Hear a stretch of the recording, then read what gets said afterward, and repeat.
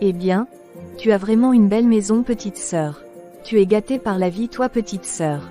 Merci grande sœur. Mais tu sais bien que tout cela n'a pas été facile. Mon mari a travaillé dur pour qu'on en arrive là.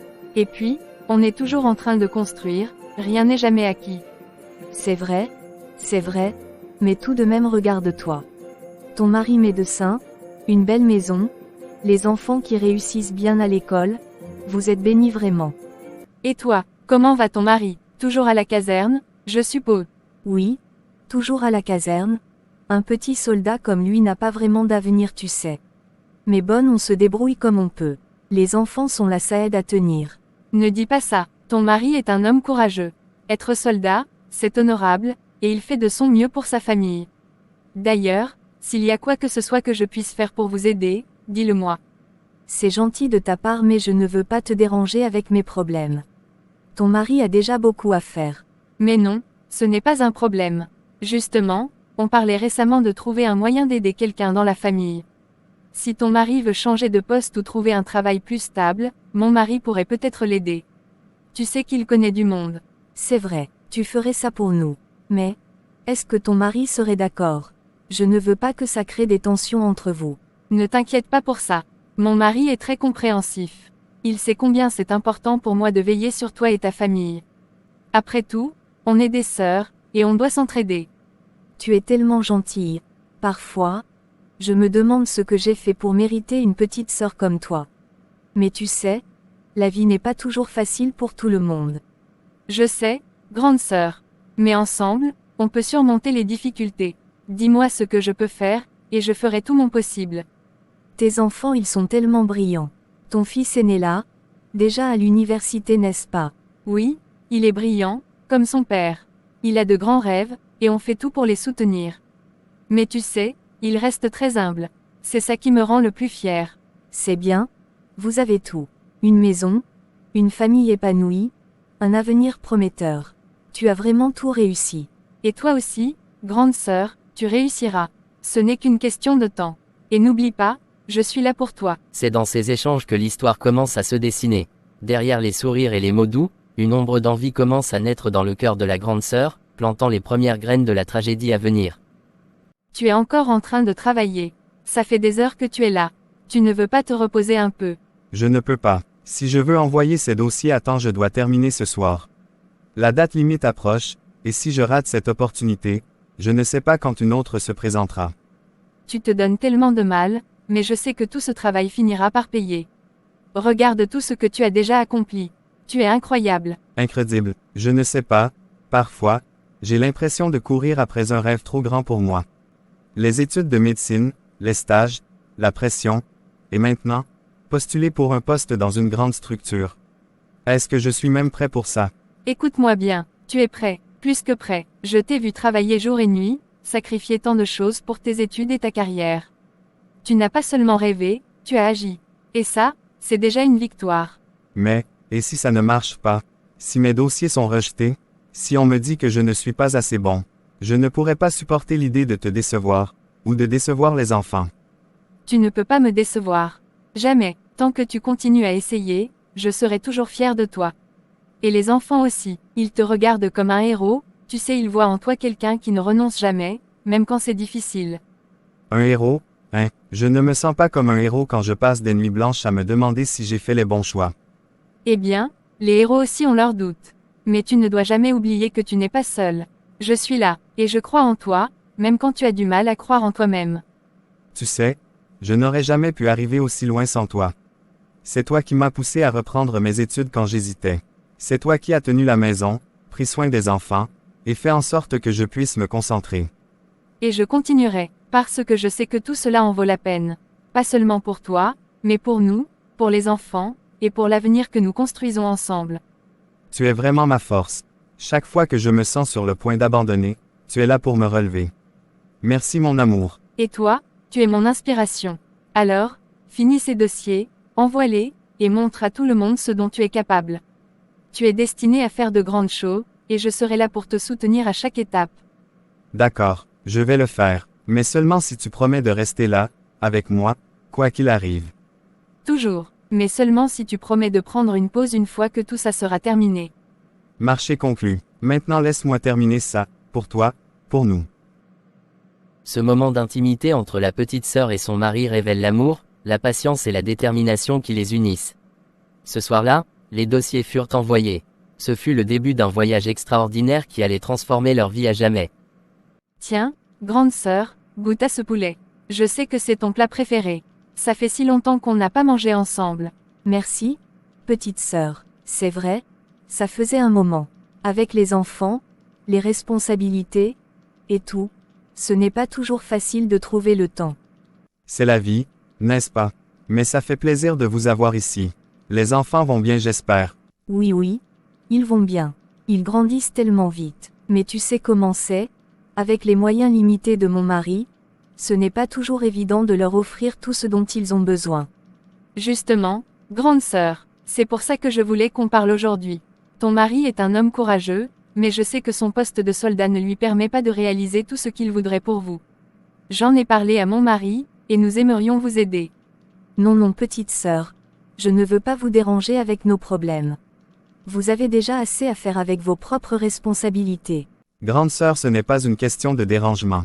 La famille, c'est fait pour ça. Si nous avons les moyens de vous donner un coup de main, pourquoi ne le ferions-nous pas? C'est gentil de ta part, mais, est-ce que ce ne serait pas trop? Je ne veux pas être un poids pour vous. Un poids? Tu plaisantes. Grande sœur, si tu étais à ma place, tu ferais la même chose pour moi. Nous sommes une famille, et puis, ce n'est pas comme si on vous faisait la charité. C'est juste une petite aide pour que vous puissiez avancer. J'ai quelques relations dans ma structure, et je pense que je peux trouver quelque chose pour ton mari. Ce ne sera pas un poste compliqué, mais quelque chose de stable, avec un bon salaire et des avantages. Cela lui permettra d'avoir un peu plus de temps pour vous, et d'assurer un meilleur avenir pour vos enfants. Je ne sais pas quoi dire. Vous êtes trop bon avec nous. Mon mari et moi, on n'aurait jamais pensé que vous pourriez faire autant pour nous. Ne dis pas ça, c'est normal. Tout ce que je te demande, c'est de convaincre ton mari de prendre cette opportunité. Je sais que parfois, les hommes ont leur fierté, mais ce n'est pas une faiblesse d'accepter de l'aide. Je lui parlerai, je suis sûre qu'il comprendra. Mais vraiment, merci. Merci du fond du cœur. Tu n'as pas à nous remercier. Ce que nous voulons, c'est que vous soyez bien, que vos enfants aient des opportunités, et que vous puissiez vivre sereinement. Alors, ne t'inquiète pas, on s'occupera de tout. C'est ça la famille, grande sœur. On est là les uns pour les autres. Tu ferais la même chose pour moi si j'en avais besoin, n'est-ce pas? Bien sûr que oui. Je ferai tout pour toi. Merci, petite sœur. Merci à vous deux. À ce moment, la petite sœur pensait qu'elle faisait simplement un geste fraternel.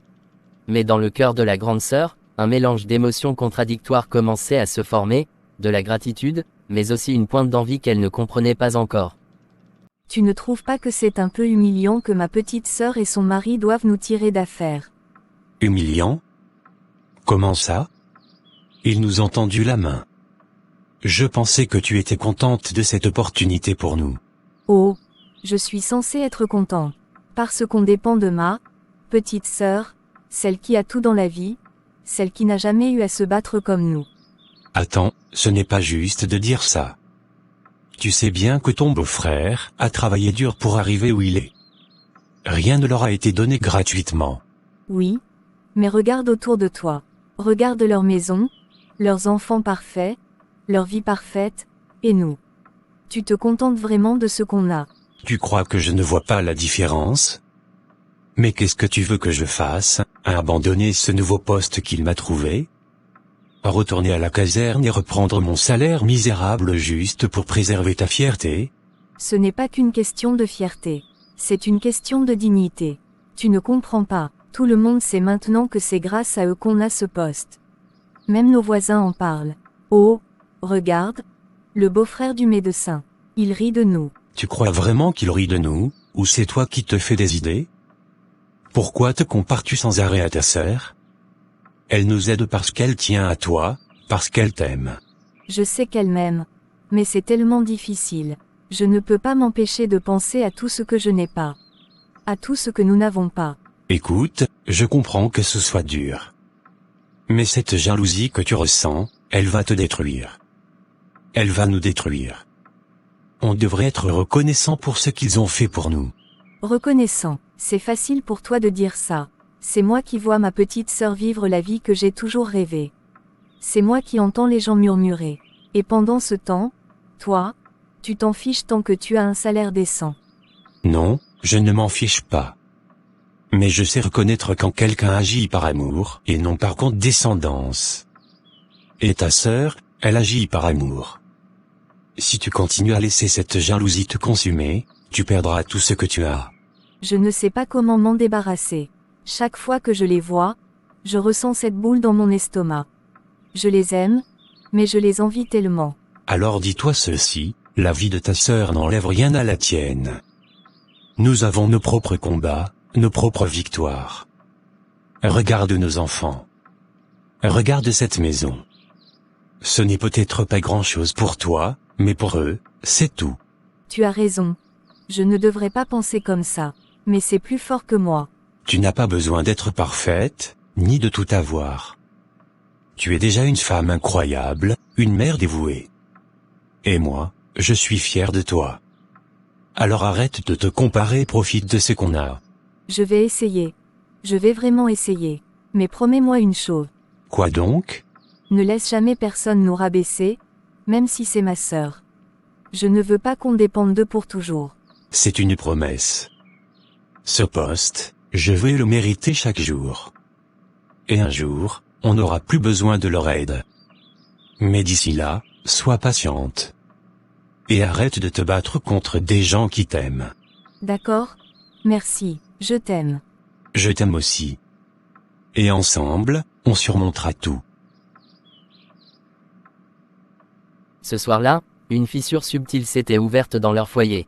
Malgré ses efforts, la grande sœur ne pouvait étouffer ce mélange de gratitude et de jalousie qui grandissait en elle, promettant de changer leur destin à jamais. Allez, tout le monde, asseyez-vous. On doit célébrer la fin du stage de notre grand garçon. Tu nous racontes tout, hein. Comment ça s'est passé? Oh, maman, c'est pas si incroyable que ça. J'ai juste fait mon travail et suivi les consignes, comme tout le monde. Comme tout le monde. Arrête un peu. Tout le monde sait que tu as fait du bon travail. Même ton superviseur a dit que tu avais dépassé les attentes. C'est vrai, ton rapport était excellent. Tu devrais être fier de toi. Merci, papa, mais il reste encore beaucoup à faire. Ce n'était qu'un stage, après tout. Un stage? Oui, mais pas n'importe où. Tu es déjà bien en avance pour ton âge. À 19 ans, avoir une telle opportunité, c'est rare. C'est grâce à mes parents. Ils m'ont toujours soutenu et poussé à donner le meilleur de moi-même. C'est sûr, avec une mère aussi impliquée et un père médecin, tu as toutes les cartes en main pour réussir. On fait de notre mieux, c'est tout.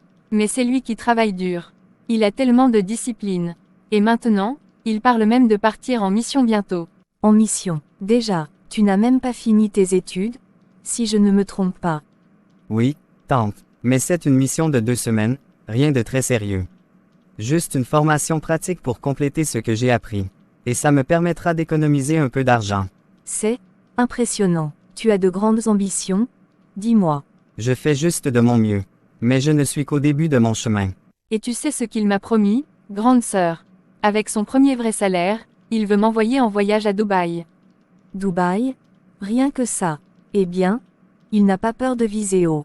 C'est juste une petite façon de remercier ma mère pour tout ce qu'elle a fait pour moi. Elle a toujours rêvé de voyager, alors pourquoi pas? C'est une belle idée, mais rappelle-toi, le travail acharné et l'humilité sont essentiels. Rien n'est jamais acquis, même avec de bonnes intentions. Je sais, papa, merci pour tes conseils. Je vais continuer à travailler dur, je te le promets. Eh bien, tu es vraiment un garçon brillant. Ta mère et ton père doivent être très fiers de toi. On l'est, c'est sûr. Mais tu sais, grande sœur, ce n'est que le début. Je suis sûre qu'il ira encore plus loin. Oui, je suis sûre qu'il ira loin. Très loin. Je vais ranger ça. Merci pour le dîner, maman. C'était délicieux. C'est vraiment un garçon merveilleux, n'est-ce pas, grande sœur? Oui, merveilleux. Alors que la soirée se terminait sur des notes joyeuses pour la petite sœur et sa famille, dans le cœur de la grande sœur, un feu couvait. Chaque mot de fierté et chaque sourire sincère semblait attiser une jalousie qu'elle ne pouvait plus ignorer. Oh, grande sœur, tant. Entrez, entrez. Ça fait un moment que je ne vous ai pas vu. Comment allez-vous? On va bien. On s'est dit qu'on devait passer te voir. Après tout, ça fait longtemps qu'on n'a pas pris de tes nouvelles. Oh là là, chaque fois que je viens ici, je suis impressionné. Cette maison devient de plus en plus belle. Vous avez refait quelque chose récemment? Juste quelques petites rénovations. Mon mari voulait agrandir le salon pour qu'on ait plus de place quand on reçoit. Rien de grandiose. Rien de grandiose. Elle dit ça comme si ce n'était pas grand-chose. Vous vivez vraiment bien ici. Franchement, je ne sais pas comment tu fais. Oui, tu as de la chance. Tout semble si parfait chez toi. Venez, asseyez-vous, je vais préparer un thé. Vous voulez quelque chose avec? Des biscuits, peut-être? Des biscuits. Tu veux dire les biscuits importés que tu achètes toujours? Oui, je veux bien. C'est pas tous les jours qu'on goûte à ce genre de luxe. Tant, ce ne sont que des biscuits. Pas besoin d'en faire tout un plat. Oh, mais c'est vrai. C'est juste que, ce n'est pas ce qu'on trouve chez nous. Enfin, ce n'est pas grave. Je ne dis pas ça pour critiquer. Vous êtes simplement à un autre niveau. Arrête, tante, ce n'est que du thé et des biscuits. Allez, servez-vous et mettez-vous à l'aise. C'est vraiment beau, tout ça. On dirait que tout est neuf. Vous changez souvent vos meubles. Oh non, pas si souvent. Mais c'est vrai que mon mari aime bien investir dans des choses durables. Ça fait partie de ses petites manies. Tu as entendu ça, grande sœur? Son mari, investit. Ce n'est pas la même chose que notre vie, hein? Tant, assez. Ce n'est pas parce que nos vies sont différentes qu'on doit tout comparer. Grande sœur, tout va bien. Tu sembles tendue. Non, tout va bien. C'est juste que, parfois, c'est difficile de ne pas comparer, tu sais. Toi, tu as tout ce que tu veux. Une belle maison, des enfants qui réussissent, un mari parfait, et moi, je fais encore des efforts pour joindre les deux bouts. Grande sœur, tu sais bien que rien de tout ça n'a été facile. Nous avons travaillé dur pour arriver ici, mais ça ne veut pas dire que je ne comprends pas tes difficultés. C'est pour ça qu'on essaie de vous aider quand on peut. Oh, elle ne dit pas ça pour se plaindre. C'est juste qu'elle remarque les différences, c'est tout. Après tout le monde ne peut pas être médecin ou vivre dans une maison comme celle-ci. Tant, je ne vois pas nos vies comme une compétition. Nous sommes une famille. Ce qui compte, c'est qu'on reste unis. C'est facile à dire quand on est du côté de ceux qui réussissent. Je ne veux pas que tu ressentes ça, grande sœur. Si je pouvais partager tout ce que j'ai avec toi, je le ferais. Mais ce que j'aimerais vraiment, c'est que tu sois heureuse pour nous, tout comme je le suis pour toi. Je suis heureuse pour toi. Je le suis, c'est juste, difficile, parfois. Bon, on ne va pas rester là toute la journée à parler de ça, hein? Allez, on devrait peut-être y aller avant que la nuit ne tombe. Déjà, vous venez à peine d'arriver. Mais d'accord, je comprends. Promettez-moi qu'on se reverra bientôt. Oui, bientôt. Alors que la grande sœur et la tante quittaient la maison, la petite sœur resta debout, le cœur un peu lourd. Elle sentait que quelque chose n'allait pas, mais elle ne savait pas à quel point la jalousie de sa grande sœur commençait à la consumer. Alors, dis-moi, mon grand, c'est vrai ce que tu m'as dit tout à l'heure. Tu veux vraiment m'offrir un voyage à Dubaï avec ton premier vrai salaire? Oui, maman, je te l'ai promis, et je tiendrai ma parole. Mais ne t'emballe pas trop vite, ce n'est qu'un projet pour l'instant. Il faut d'abord que je termine cette mission, puis que je décroche un meilleur poste. Un projet, mais c'est déjà énorme pour moi. Aucun enfant de 19 ans ne pense à faire un tel cadeau à sa mère. Tu es vraiment exceptionnel, mon fils. C'est une belle intention, vraiment. Mais tu sais que ce genre de promesse, ça demande de la préparation. Es-tu sûr que c'est faisable dans l'immédiat? Papa, je sais que ça ne se fera pas du jour au lendemain. Mais si je gère bien mon argent et si je travaille dur, je pourrai économiser suffisamment. Peut-être pas tout de suite, mais dans 1 an ou 2. 1 an ou 2, ça ne me dérange pas d'attendre. Le simple fait que tu y penses me comble déjà de bonheur. Et puis, tu sais, je n'ai jamais voyagé si loin. Rien que l'idée de découvrir Dubaï, ça me fait rêver. Tu es un jeune homme ambitieux, et c'est une bonne chose. Mais n'oublie pas que ta priorité doit rester tes études et ton avenir. Gâter ta mère, c'est bien, mais te construire un avenir solide, c'est encore mieux. Je comprends, papa, et je ne compte pas négliger mes études. C'est grâce à elle que je pourrai réaliser ce genre de promesses. Mais je veux aussi montrer à maman à quel point je suis reconnaissant pour tout ce qu'elle a fait pour moi. Oh, mon garçon, tu n'as pas besoin de faire tout ça pour me prouver quoi que ce soit. Je suis déjà fière de toi, chaque jour. Mais je ne vais pas mentir, ton idée me touche profondément. C'est une belle idée, mais je vais te donner un conseil. Avant de penser à offrir des voyages, commence par établir un plan. Combien tu peux économiser, combien tu dois garder pour tes besoins. C'est comme ça qu'on atteint ses objectifs. Oui, papa, je vais faire un budget. Mais je ne reculerai pas. Ce voyage, maman le mérite, et je veux qu'elle sache à quel point elle est importante pour moi. Eh bien, je suis la femme la plus chanceuse du monde. Non seulement j'ai un mari formidable, mais j'ai aussi un fils qui pense à m'emmener à Dubaï. Vous êtes vraiment ma plus grande fierté. Et toi, maman, tu es ma plus grande motivation. Si je travaille dur, c'est en grande partie pour toi. Tu as un bon cœur, mon fils. Garde cette détermination, mais reste prudent. La vie peut être imprévisible, alors apprends à t'adapter sans perdre de vue tes priorités. Je ne l'oublierai pas, papa.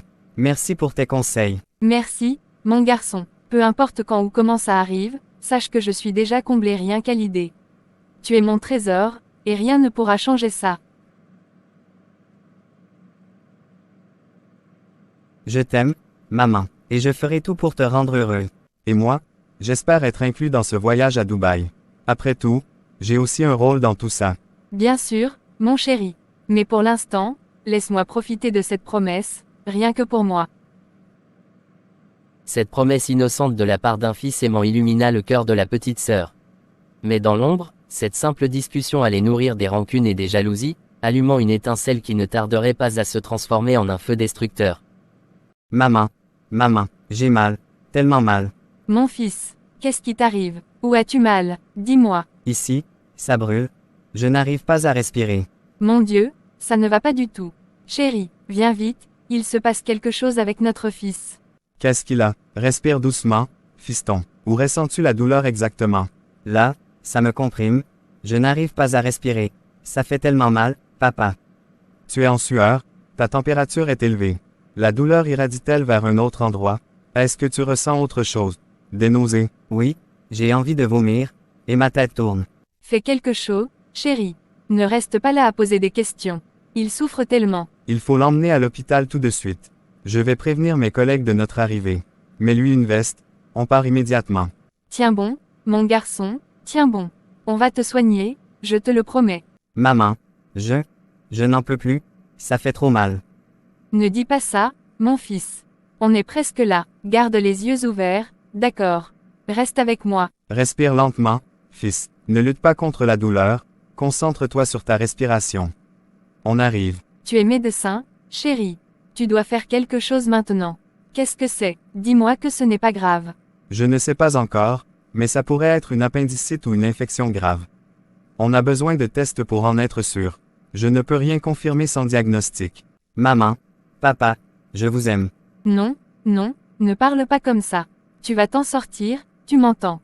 Tu vas m'emmener à Dubaï, tu te souviens. On a un voyage à préparer. Oui, Dubaï. Je te l'ai promis. C'est mon fils. Douleur abdominale aiguë, forte fièvre, nausée. Il a besoin d'un examen immédiat. On s'en occupe. Suivez-moi à la salle d'examen. Mettez-le sur le brancard. Je veux rester avec lui. Je ne peux pas le laisser seul. Ils vont s'occuper de lui, chérie. Fais-leur confiance. Il est entre de bonnes mains. Et toi, tu ne fais rien. Tu ne peux pas rester ici à attendre. Fais quelque chose, je t'en supplie. Je ne peux pas opérer mon propre fils. Mes collègues sont les meilleurs pour ça. Je dois leur laisser la main. Pourquoi est-ce que ça lui arrive? Il allait si bien ce matin. Tout allait bien, pourquoi maintenant? Je ne sais pas, mais nous devons attendre. J'ai confiance en eux. Et s'il ne s'en sort pas? Non, je ne peux pas perdre mon fils, chérie. Je ne peux pas. Ne pense pas comme ça. Il est fort, comme toi. Il va s'en sortir. Je suis désolé. Nous avons tout essayé, mais son état était trop avancé quand il est arrivé. Nous n'avons pas pu le sauver. Non, pas mon fils. Pas lui, ce n'est pas possible. Non, ce n'est pas vrai. Je suis vraiment désolé. Ce jour-là, un silence lourd tomba sur la famille. Le fils aîné, leur fierté et leur espoir, s'en étaient allés, laissant un vide immense dans leur cœur. Mais ce drame n'était que le début d'une série de révélations qui changeraient leur vie à jamais. Pourquoi nous? Pourquoi lui? Il était en pleine santé ce matin. Comment a-t-il pu partir si vite? Je ne sais pas, chérie. Les médecins disent que c'était peut-être une infection foudroyante, mais tout s'est passé tellement vite. Je ne comprends pas non plus. Excusez-moi, mais, est-ce que vous êtes les parents du jeune homme? Oui, c'était notre fils. Pourquoi? Je ne veux pas vous troubler davantage, mais, il y a quelque chose d'étrange que j'ai remarqué sur le corps de votre fils. Étrange. Que voulez-vous dire par étrange? Sa langue, elle est complètement noire. Ce n'est pas quelque chose qu'on voit dans des cas normaux. Noir, mais qu'est-ce que ça veut dire? Est-ce que c'est à cause de sa maladie? Pas exactement. Ce genre de phénomène, on l'associe parfois à des causes moins médicales. Écoutez, monsieur, je suis médecin. Si vous avez une explication scientifique, je veux bien l'entendre. Mais si vous commencez à parler de superstition ou de sorcellerie, je vous arrête tout de suite. Je comprends votre scepticisme, docteur. Mais j'ai vu assez de cas dans mon métier pour savoir que certaines choses ne peuvent pas toujours être expliquées par la science. Mais alors, qu'est-ce que vous insinuez? Que quelqu'un aurait fait quelque chose à mon fils? Je ne dis rien de tel avec certitude. Mais dans nos traditions, une langue noire est souvent interprétée comme un signe qu'une vie a été écourtée par des forces extérieures. Des forces extérieures, vous voulez dire quoi exactement? De la sorcellerie. Appelez ça comme vous voulez. Mais ce n'est pas naturel. Si vous voulez en savoir plus, je vous conseille de consulter quelqu'un qui connaît ces choses. Je ne peux rien faire de plus ici. Tu as entendu ce qu'il a dit. Et si quelqu'un avait fait du mal à notre fils? Chérie, calme-toi. Ce sont des histoires. Rien ne prouve qu'il y ait quelque chose de surnaturel ici. C'est une coïncidence, rien de plus. Et si ce n'était pas une coïncidence? Et si quelqu'un l'avait vraiment tué? On doit savoir. Je ne vous force à rien, docteur. Mais si c'était mon fils, je ne laisserais pas ces questions sans réponse. Je connais un homme, il pourrait peut-être vous aider. Chérie, s'il te plaît, fais-le pour moi. Je dois savoir. Même si tu n'y crois pas, je dois le faire pour mon fils. Très bien, mais je le fais pour toi, pas parce que j'y crois. Donnez-nous les coordonnées de cette personne. Vous n'avez qu'à aller voir cet homme. Mais soyez prêts, parfois, les réponses qu'on trouve ne sont pas celles qu'on veut entendre. Peu importe, tout ce que je veux, c'est savoir pourquoi mon fils a été arraché à nous. Ce jour-là, le doute s'immisça dans leur cœur. Était-ce une simple tragédie médicale, ou y avait-il des forces invisibles à l'œuvre? La quête pour la vérité allait les conduire dans un monde qu'ils n'étaient pas préparés à affronter. Chérie, as-tu vu où est partie ma tante? Elle était ici tout à l'heure. Non, peut-être qu'elle est sortie prendre l'air. Attends, la porte de la chambre de notre fils est ouverte. Je l'avais fermée ce matin. Peut-être qu'elle est entrée par erreur. Non, personne n'a de raison d'y entrer. Pas maintenant. Tante, qu'est-ce que tu fais ici? Oh, je voulais voir la chambre. Et pourquoi tiens-tu ce t-shirt? Oh, ça, je voulais sentir son odeur une dernière fois. C'est tout. Sentir son odeur. Mais pourquoi ne pas m'avoir demandé la permission avant d'entrer ici? Et pourquoi ce t-shirt, précisément? Je suis désolé. C'était une erreur. Je ne voulais pas te déranger avec ça. Tante, ce n'est pas seulement une question de dérangement. Vous savez que nous sommes en deuil. Entrer dans cette chambre sans prévenir, et encore moins manipuler ses affaires, c'est étrange. Et puis, qu'est-ce que tu faisais vraiment ici? Ne me mens pas, tante. Si tu as quelque chose à dire, dis-le maintenant. Je voulais juste prier pour lui. Vous savez, dans ma culture, on croit que toucher les affaires d'un défunt peut aider à apaiser son âme. Apaiser son âme, vous savez aussi bien que moi que ce sont des superstitions. Pourquoi ne pas simplement prier avec nous au salon? Tante, arrête de tourner autour du pot. Il y a quelque chose que tu ne nous dis pas. Pourquoi as-tu l'air si nerveuse? Je suis juste triste, comme vous. C'est tout. Non, ce n'est pas tout. Depuis le décès de mon fils, tu agis bizarrement. Maintenant, je te trouve dans sa chambre avec son t-shirt. Explique-toi. Pourquoi me poses-tu toutes ces questions? Qu'est-ce que tu insinues? Je suis ta tante, je t'aime, et j'aimais ton fils aussi. Si c'est vrai, alors pourquoi agir comme ça? Vous devez comprendre que, dans un moment comme celui-ci, toute action suspecte attire l'attention. Dis-moi la vérité, tante. Est-ce que tu as quelque chose à voir avec ce qui est arrivé à mon fils? Comment peux-tu me poser une question pareille? Je suis de ta famille. Pourquoi je ferais du mal à ton fils? Je ne sais plus quoi penser. Tout ce que je sais, c'est que quelque chose ne va pas, et je le sens. Alors, dis-moi ce que tu faisais ici, et pourquoi tu tiens tant à manipuler ses affaires. Je t'ai dit que c'était une erreur. Pourquoi insister? Peut-être que tu devrais te concentrer sur d'autres choses au lieu de m'accuser injustement. Personne ne vous accuse, tante. Mais votre comportement soulève des questions, et si vous ne voulez pas que les choses empirent, soyez honnête avec nous. Vous savez quoi? Je n'ai pas à supporter ça. Si c'est comme ça que vous traitez la famille, je m'en vais. Tant, ne pars pas. Si tu n'as rien à cacher, pourquoi partir si précipitamment? Je n'ai rien à cacher. Mais je refuse de rester là où je suis accusé à tort. Vous devriez avoir honte. Pourquoi? Pourquoi tout ça arrive? Est-ce qu'elle pourrait être impliquée dans la mort de notre fils? Je ne sais pas, chérie. Mais il est clair qu'elle cache quelque chose. Nous devons aller au bout de cette histoire, coûte que coûte. Le comportement de la tante semait le doute dans leur esprit. Était-ce seulement une maladresse, ou cachait-elle un sombre secret lié à la tragédie? Cette confrontation n'était que le début des révélations à venir.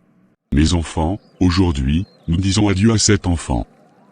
Que son âme repose en paix, et que sa lumière continue de briller dans l'au-delà. Mon fils, pourquoi as-tu dû partir si tôt? Sois forte, chérie. Il est avec Dieu maintenant. Allez, portez le cercueil. Nous devons avancer. C'est étrange, il ne bouge pas. Ce cercueil est anormalement lourd. On dirait qu'il refuse de bouger. Qu'est-ce que ça veut dire? Pourquoi est-ce qu'il ne bouge pas? Quand un cercueil refuse d'être porté, cela signifie que l'âme de l'enfant a encore des choses à dire. C'est ridicule. Laissez-moi aider. Que se passe-t-il? Pourquoi est-ce que son âme ne peut pas partir? Il y a une vérité cachée ici, une vérité que l'enfant réclame.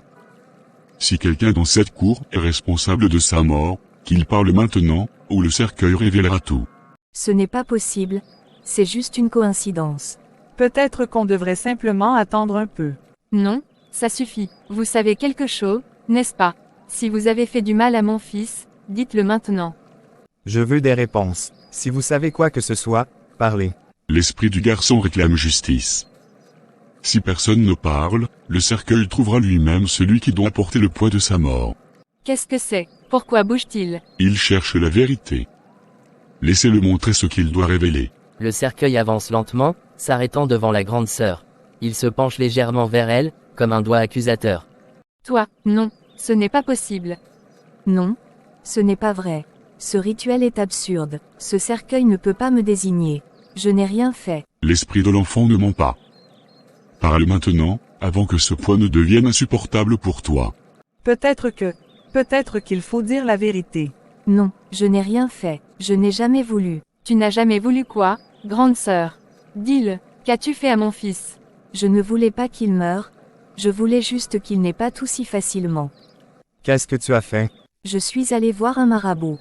Je voulais juste qu'il ralentisse, qu'il ne réussisse pas si facilement. Je pensais que ce serait juste un petit coup de pouce pour moi.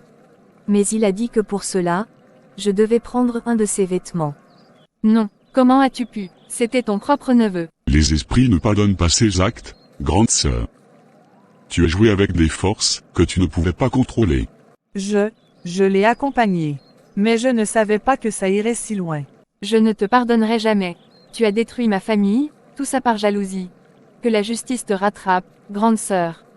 Ce que tu as fait ne restera pas impuni. Le cercueil a parlé. Maintenant, c'est à la famille de décider de la suite. Mais sachez que l'esprit de l'enfant veillera toujours sur cette maison. Le cercueil accusateur avait révélé la vérité. Ce jour, un funeste mélange de chagrin, de colère, et de trahison scella le sort de la famille, la divisant à jamais. Alors, c'est vrai, tout ça, c'est à cause de toi. Mon fils est mort par ta faute. Je ne voulais pas qu'il meure. Ce n'était pas censé arriver comme ça. Alors quoi? Explique-nous exactement ce que tu as fait. Plus d'excuses, on veut la vérité. Parle, grande sœur.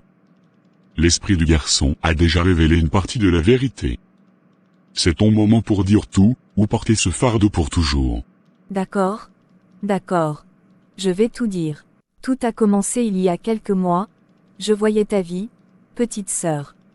Ton mari, ta maison, tes enfants, tout semblait parfait. Et moi, je vivais dans cette misère, avec un mari qui gagne à peine de quoi nourrir nos enfants. Et ça, c'est une excuse pour tuer mon fils. Non, je ne voulais pas le tuer. Je voulais juste rééquilibrer les choses. Je pensais que si ton fils avait moins de succès, peut-être que ma vie paraîtrait moins misérable à côté de la tienne. Tu te rends compte de ce que tu dis. Ton propre neveu, un enfant innocent, et tu as pensé qu'il méritait moins de succès juste pour flatter ton ego?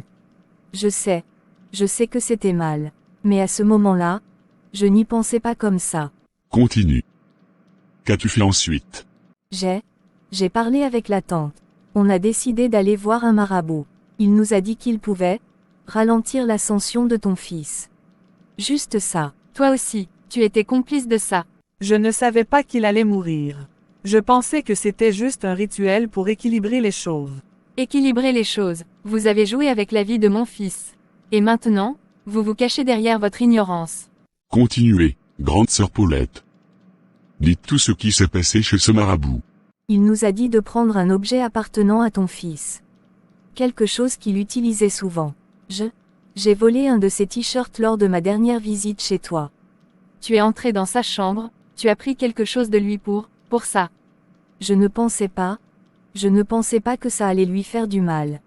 Le marabout a fait des prières, et il a demandé un rituel où Vous deviez quoi? on devait cracher sur le t-shirt, et l'enterrer avec des cendres dans un endroit sombre. Mon Dieu, mon fils, comment as-tu pu? Et le marabout, qu'a-t-il dit ensuite? Il a dit que ça ralentirait ses réussites. Qu'il resterait bloqué dans sa vie. Mais rien de plus. Je ne savais pas que ça allait le tuer. Je te jure. Ne me jure rien, tu as joué avec la vie de mon fils. Tu l'as sacrifié pour ta jalousie. Tout ce que tu dis, ce sont des excuses. Et toi, tante Julie? Tu n'as rien dit pour arrêter cette folie. Je ne pensais pas que ça irait si loin. Je pensais juste que ça allait lui porter un petit malheur, rien de grave. Vous êtes toutes les deux responsables. Mon fils est mort, et vous osez encore minimiser ce que vous avez fait. Les esprits ne mentent pas, grande sœur. Que comptes-tu faire maintenant? Je suis désolée. Je ne sais pas quoi dire d'autre. Si je pouvais revenir en arrière, je le ferais. Pardonne-moi. Pardon, tu veux mon pardon? Jamais, rien de ce que tu diras ou feras ne ramènera mon fils. Que doit-on faire maintenant? La justice humaine ne peut pas juger ce genre de crime. La justice divine sera implacable. Elles ont attiré sur elles des forces qu'elles ne comprennent pas. Elles paieront, d'une manière ou d'une autre. Je ne veux plus jamais te voir. Ni toi, ni la tante. Vous êtes morte pour moi. Je suis désolée, tellement désolée. Les aveux de la grande sœur avaient mis en lumière l'ampleur de la trahison. Mais pour la petite sœur, aucun pardon n'était possible. Ce jour scella une fracture irréversible dans la famille, marquant le début d'une longue descente dans la culpabilité et les regrets. Alors, tante, c'est à ton tour maintenant. Tu étais là, avec elle, à chaque étape. Je veux savoir ce que tu as fait, pourquoi tu l'as fait, et surtout pourquoi tu n'as rien dit. Je ne savais pas que ça irait si loin. Tu dois me croire, petite sœur. Je voulais juste aider. Aider. Aider qui exactement? Ta nièce? Ou ta propre jalousie? Non, ce n'est pas comme ça. Je voulais aider la grande sœur. Elle m'a dit qu'elle se sentait si inférieure à toi, qu'elle avait besoin de rééquilibrer les choses. Et tu as pensé que, rééquilibrer les choses, signifiait jouer avec la vie de mon fils. C'était ton neveu, tante. Un enfant innocent. Je ne savais pas. Je pensais que c'était juste un rituel pour lui donner une petite malchance, rien de grave. Je ne savais pas que ça allait le tuer. Tante, tu es une femme mûre, avec de l'expérience. Tu sais que les forces que vous avez invoquées ne sont jamais anodines. Pourquoi as-tu accepté de participer à quelque chose d'aussi dangereux? Parce que je croyais que ça ne ferait de mal à personne. Je me suis dit que c'était une façon de calmer les frustrations de la grande sœur. Calmer ses frustrations, en sacrifiant mon fils. Tu te rends compte de ce que tu dis. Tu as accompagné la grande sœur chez le marabout. Tu savais ce que vous faisiez. Qu'as-tu fait exactement, tante? Le marabout a demandé un vêtement appartenant à l'enfant. C'est elle qui l'a pris, je te jure. Je n'ai rien volé moi-même. Mais tu étais là. Tu as vu ce qui se passait. Et tu as continué. Que s'est-il passé ensuite? Le marabout a dit qu'on devait faire un rituel. Cracher sur le vêtement, et le brûler avec des cendres spéciales. J'étais réticente, mais elle m'a dit de le faire. Elle a dit que c'était juste une formalité, que ça ne changerait rien. Une formalité. Vous avez détruit ma famille, et tu oses parler de formalité. Et après ça, qu'a dit le marabout? Il a dit que l'énergie du garçon serait affaiblie, qu'il aurait moins de succès, mais il n'a jamais dit qu'il allait mourir. Et tu y as cru? Tu as pensé qu'on pouvait manipuler la vie de quelqu'un sans conséquence? Je n'y ai pas réfléchi. Je voulais juste aider. Je ne savais pas. Tu ne savais pas. Alors pourquoi es-tu entré dans la chambre de mon fils après sa mort? Pourquoi as-tu voulu prendre encore un de ses vêtements? C'était pour calmer son esprit. Je voulais réparer ce que nous avions fait. Réparer. Tu pensais vraiment que prendre un de ces vêtements allait apaiser l'horreur de ce que vous avez fait? Assez. La vérité est claire maintenant. Tante, tu étais complice, que tu veuilles l'admettre ou non. Mais le pardon ne viendra pas de moi. Je suis désolé. Je suis tellement désolé. Si je pouvais revenir en arrière, je le ferais. Pardonne-moi, je t'en supplie. Pardonnez, tu ne mérites même pas ma colère. Tu ne mérites rien de moi. Viens, nous n'avons plus rien à faire avec elle. Vous avez invoqué des forces que vous ne comprenez pas. Ce qui arrive maintenant est hors de nos mains. La justice divine viendra, tôt ou tard. La tante, effondrée, était maintenant seule avec sa culpabilité. Elle avait cherché à minimiser son rôle, mais la vérité était évidente, elle avait joué un rôle actif dans la tragédie. Pour la petite sœur, il n'y avait plus de pardon, seulement un désir de tourner la page, malgré les cicatrices laissées par cette trahison. Pourquoi nous a-t-on appelés? Que se passe-t-il? Sa santé s'est dégradée rapidement. Les conséquences de ses actes commencent à se manifester. Elle a l'air très mal. Que lui est-il arrivé? Elle a commencé à se plaindre de douleurs terribles il y a 2 jours.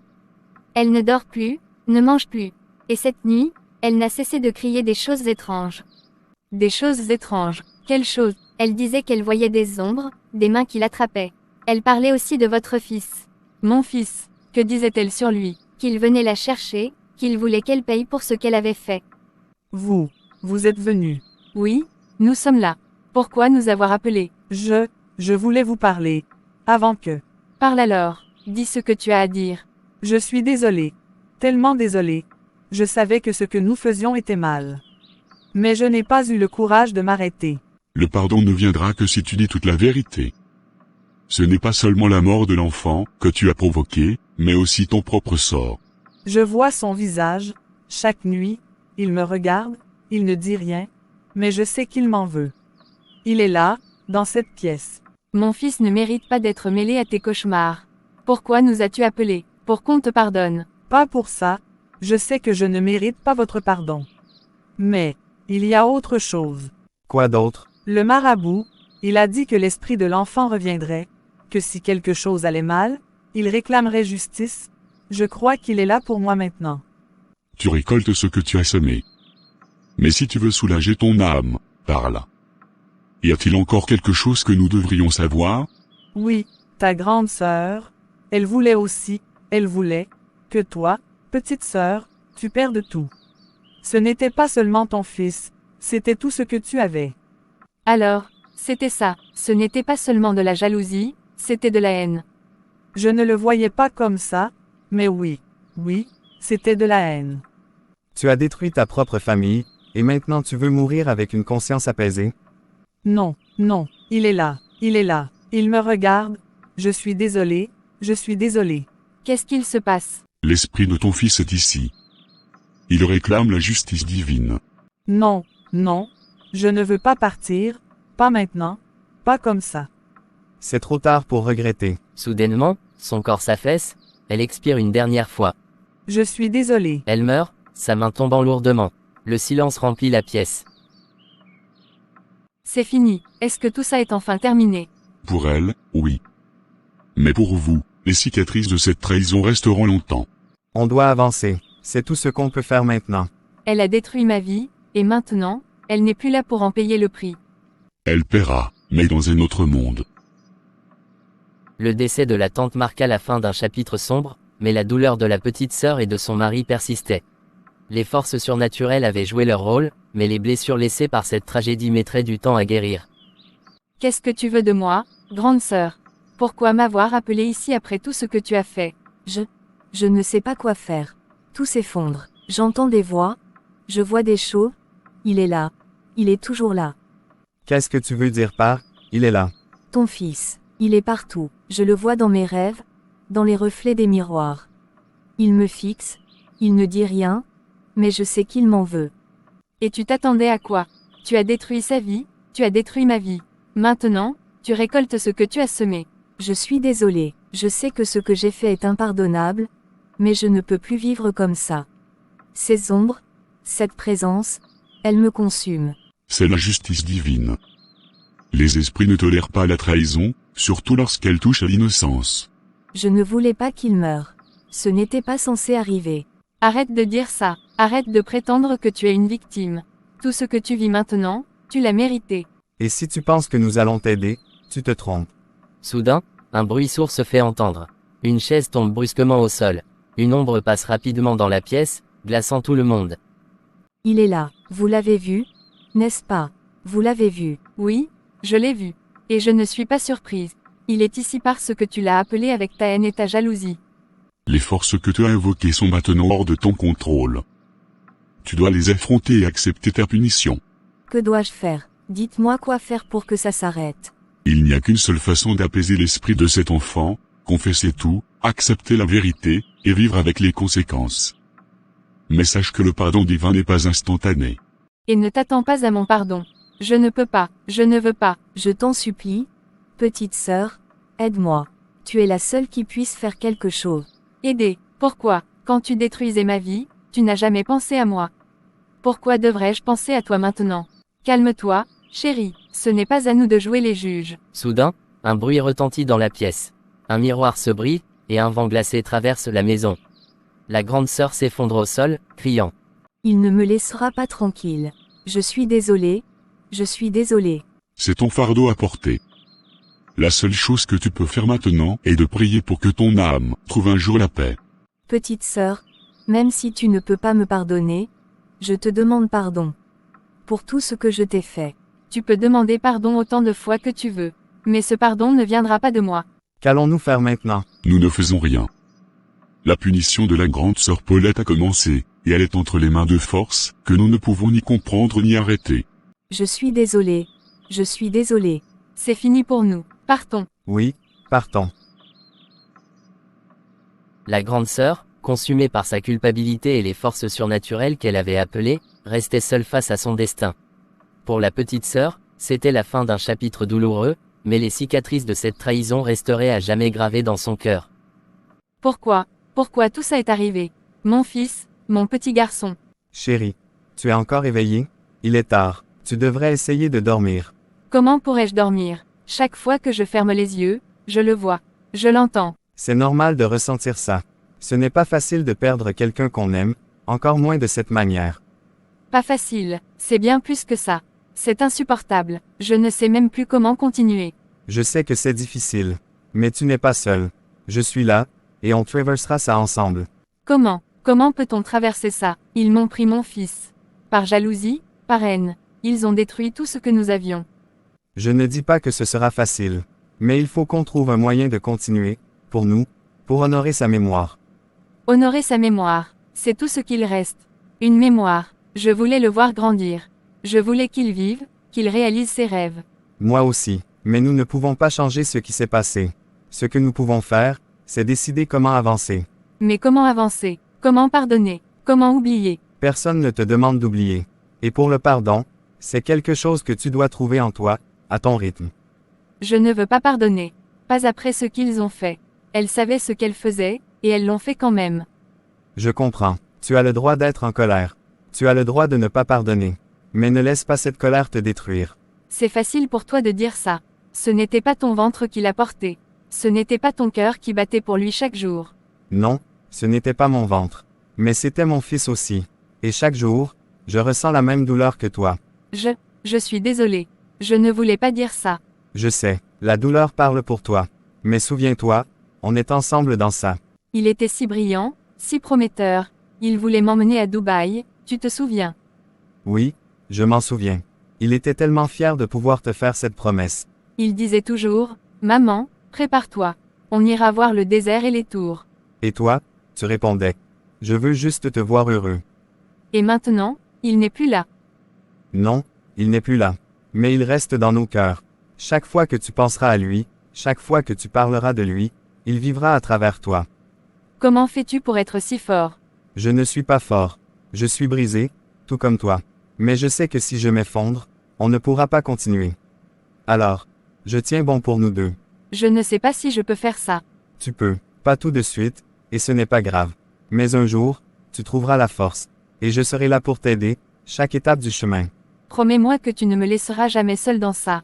Je te le promets, on traversera ça ensemble. Cette nuit-là, la petite sœur trouva un moment de réconfort dans les bras de son mari. Mais la douleur de la perte était encore profonde, et le chemin vers la guérison serait long et ardu. Cependant, pour la première fois depuis des semaines, une lueur d'espoir commençait à briller. Mes enfants, aujourd'hui, nous sommes rassemblés non pas pour pleurer davantage, mais pour réfléchir. Ce qui est arrivé dans cette maison est une tragédie, mais c'est aussi une leçon. Une leçon que nous devons tous apprendre. Une leçon. Quelle leçon pourrait-on tirer de la mort de mon fils? Rien ne ramènera mon garçon. Non, rien ne le ramènera. Mais si nous ne tirons pas de leçon de ce qui s'est passé, sa mort n'aura servi qu'à semer la douleur. Et toi, ma fille, tu es plus forte que ça. Il a raison, ce n'est pas seulement notre perte. C'est une chance d'enseigner à tous ceux qui sont ici combien les actions, même petites, peuvent avoir de lourdes conséquences. Mais, tout cela n'est-il pas simplement un enchaînement de malheurs? Comment éviter ce qui semblait inévitable? Rien n'est inévitable. Chaque acte humain, chaque décision, même un mot prononcé avec jalousie ou haine, porte des conséquences. Mais toi, comment fais-tu pour continuer après tout ça? Ta force est incroyable. Je ne suis pas forte. Je pleure chaque nuit, et parfois, je me demande pourquoi je continue. Mais je sais une chose, mon fils ne voudrait pas que je sois consumée par cette douleur. Et tu trouves cette force parce que tu sais qu'il vivra toujours à travers toi. C'est là la première leçon, même dans la perte, l'amour persiste. Il ne disparaît jamais. Mais il faut aussi comprendre que cet amour doit guider nos actes, et non nos frustrations ou nos jalousies. Je ne veux pas remuer le couteau dans la plaie, mais, pensez-vous que tout cela aurait pu être évité si la jalousie n'avait pas pris racine dans cette famille? Bien sûr que ça aurait pu être évité. Mais ma grande sœur a laissé sa jalousie la consumer. Elle a détruit sa propre famille avant de détruire la mienne. La jalousie est une graine qui, une fois plantée, pousse comme un arbre empoisonné. Si nous ne la déracinons pas tôt, elle étouffe tout ce qui est bon autour d'elle. Mais comment éviter la jalousie? Parfois, elle naît de choses si simples. En apprenant à se contenter de ce que l'on a, et en célébrant sincèrement le bonheur des autres. C'est facile à dire, mais c'est un choix qu'il faut faire chaque jour. La deuxième leçon que nous devons retenir, c'est que chaque action compte. Le mal que nous faisons, même en secret, finit toujours par nous rattraper. C'est ce qui est arrivé à la tante, puis à la grande sœur. Et maintenant, elles ont tout perdu. Mais cela ne ramène pas mon fils. Non, cela ne le ramène pas. Mais cela montre que personne n'échappe à la justice divine. C'est une leçon pour tous ici, le mal ne reste jamais impuni. Et toi, crois-tu qu'il y ait encore un chemin pour la paix? Je ne sais pas, je ne suis pas prête à pardonner. Mais je sais que je dois avancer. Pas pour moi, mais pour ceux qui sont encore là. Pour mon mari, pour ma famille. Et tu n'es pas seul. Nous avançons ensemble. C'est là la troisième et dernière leçon, la vie continue. La douleur ne disparaît pas, mais elle devient une partie de nous, un rappel de notre humanité et de notre force. Ce soir-là, dans cette maison marquée par la tragédie, une lueur d'espoir naquit. Les leçons apprises, bien qu'amères, avaient pour but de transformer une famille déchirée en un groupe plus fort et plus uni. La douleur n'était pas partie, mais elle était maintenant accompagnée d'un désir de ne pas répéter les erreurs du passé.